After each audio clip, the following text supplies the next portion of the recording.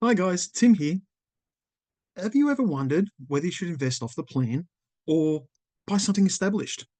Let's break down the pros and cons of each type of property to help you to make the best decision for your investment strategy. Okay, let's start with off the plan properties. These are some of my favorites. The reason is there can be a lot of capital growth between when you purchase the property and when you actually have to settle on the property. Sometimes it can be 2 years between when you buy the property and when you actually settle on it. So when I say buy it, I mean put down your deposit. So generally in a lot of these cases, it can be like 10% down and 90% on settlement. So you just need to put down a small deposit, and you've got a year, 2 years, could be less, depends on the project, depends on what we're doing, um, where you've got the time to get your finances in order and get get yourself ready to purchase the property properly. So yeah, you can get a lot of capital growth in that.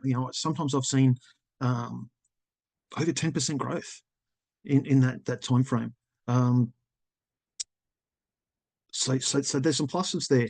Um, the other pro that comes with off the plan properties or brand new properties is a lot of things with the tax benefits, because you can get a full depreciation of the property. It can be stamp duty savings if it's a house and land package. There can be you get your builder's warranty, you get your everything's brand new. You don't have to worry about, is the plumbing any good, is it almost the end of its life, are the electric cables in the walls any good, do all the power light switches work? They're under warranty. You've got a couple of months from when you've settled to lodge your initial issues, and then you've generally got your 3 to 5 year warranties on the property, so that will save you a lot of money in the long run on maintenance. Okay, so that being said, some of the cons is that there can be construction delays. Okay, rain, weather, storms. We've seen a few builders go bust, but they tend to sit underneath the developer, so that way your money's still protected, the project's still protected. There's been a lot of that sort of stuff going on. There can be a little bit of uncertainty around what the final product's going to be, because there can sometimes be slight variations between what the plans show and what the final product is. But generally, things are done to spec, and there is a 10% rule generally to what the variations can be. So they can't be stupidly different. If it's got a round window, they can't put in, a big square window. It still has to have some sort of roundness to it.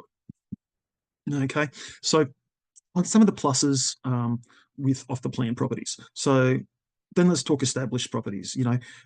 What you see is what you get. These are some of the pros. What you see is what you get. So yeah, you can walk through it, you can touch it, you can knock on walls, all that sort of stuff. You can jump on the floorboards. So there's no surprises. Is I guess what I'm saying there. The other thing is that a lot of people say to me is that, oh, if I buy an existing property, I get rent straight away. Well, that's cool. Yep, you can get rent straight away. With an off the plan property, you don't get rent straight away, but you haven't paid for it straight away either. So again, are you ready to go now, or would you like a little bit of time to get yourself together? Um, some of the cons around established properties, I think I've touched on a little bit, in the fact that it may require some renovations, it may require some updates, it may require some bits and pieces to get it up to code. Smoke detectors are a big one. Fuse boxes are another.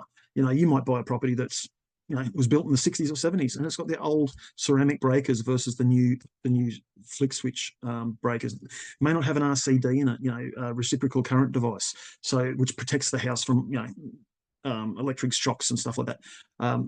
Whereas the new houses all have that, so you may have to pay a little extra to get that retrofitted. But again, you might get a great price on a great property that you say to yourself, well, it's justifiable. I can do it. There can be some higher initial costs because you're paying full stamp duty. With house and land packages, you only pay stamp duty on the land, you don't pay it on the house, especially if it's two-part contract. Whereas there's nothing there. The other thing too with an existing property is there's potential for bidding wars. So if that property goes to auction, or if you happen to buy it, you go and see it at an open house on a weekend, and so do 5 other couples, and 2 of them say, I want that house. Next thing you know, the real estate agent's rubbing his hands together because he's got you in a bit of a bidding war. Whereas generally off the plan, the price is the price, and once someone says they want it, it's off the list. So it's easier to snaffle a good price. Okay, so it really boils down to you, and is required to get this thing going to suit your needs. So what we've got to work out is, what are your financial goals? What's your risk tolerance? What's your timeline? Are you looking for a long-term project, or are you looking for something that quick? I need results now. Whichever way you're looking, it helps to research the area a little bit, get to understand what's going on. What's going on? Are they putting parks in? Is it existing? There's no room for anything. That just is what it is. Are they opening some new schools around the corner? Is there a new Westfields or something going up? What's going on? So you need. What I would suggest you do is that you consult with a property investment expert like ourselves at WIP, and let's have a chat around what's going to be right for you, what's going to align with your overall strategy. Yeah. So both off the plan and established properties have their place in a well-rounded portfolio. So the main thing that you need to understand is not necessarily, do I need an off the plan or do I need an existing property, is what are my goals? What am I trying to achieve? What do I want out of this at the end? And then we can work out how either option or even both will fit into your plan moving forward.